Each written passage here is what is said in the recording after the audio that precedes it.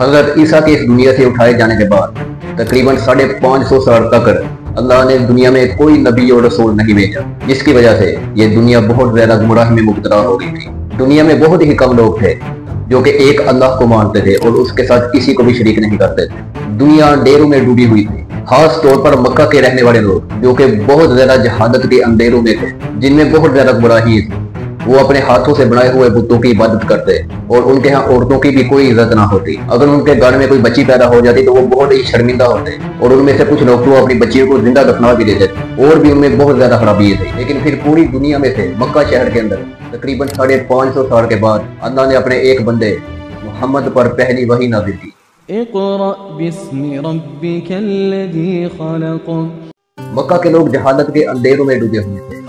अल्लाह ने उन पर जो पहली वही नाज़िल की, अल्लाह ने उसमें ये नहीं कहा कि तुम बुतों की इबादत छोड़ दो या तुम जो औरतों और अपने गुलामों पर जुल्म करते हो उनको छोड़ो। अल्लाह ने जो पहली वही नाज़िल की उसमें ये कहा कि पढ़ो अपने उस रब के नाम से जिसने पैदा किया, यानी कि इसका मतलब है कि इल्म हासिल करो, क्योंकि वो इल्म ही था जो कि उन्हें जहालत के अंधेरों में से निकाल कर हिदायत के उजालों की तरफ ले गया। अल्लाह के नबी ने अपनी जिंदगी में इल्म हासिल करने को काफी अहमियत दी और अल्लाह ने भी कुरान की आयतों में इल्म वालों के लिए काफी फजीलतें बयान की है, जैसा कि इल्म वाले और बगैर इल्म वाले बराबर नहीं हो सकते और अल्लाह का खौफ और उसका डर और उससे कुर्बत इख्तियार करने वाले तो इल्म वाले ही हैं। इसके अलावा गज़वा बदर में जब काफिर कैदी बनकर नबी के पास आए तो अल्लाह के नबी ने उन्हें आजाद करने के लिए ये शर्त रखी कि वो मुसलमान बच्चों को पढ़ना लिखना सिखाएंगे। अब वो जो कैदी थे वो काफिर थे, उन्होंने मुसलमानों को कोई दीनी तालीम नहीं सिखानी, यानी कि जो भी वो सिखा सकते थे उन्होंने सिखाना था। इससे ये भी साबित होता है कि इल्म चाहे दीनी हो या दुनियादारी वाला इल्म हो, हर इल्म को हासिल करना काफी अहमियत रखता है। आज यूरोप और अमेरिका इल्म की बिना पर इतनी तरक्की करके उन्होंने साइंस और टेक्नोलॉजी में इल्म हासिल किया,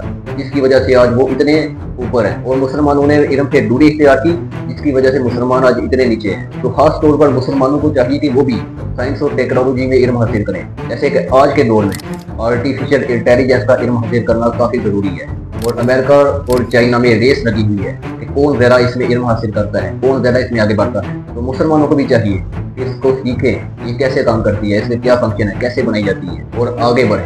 सब्सक्राइब।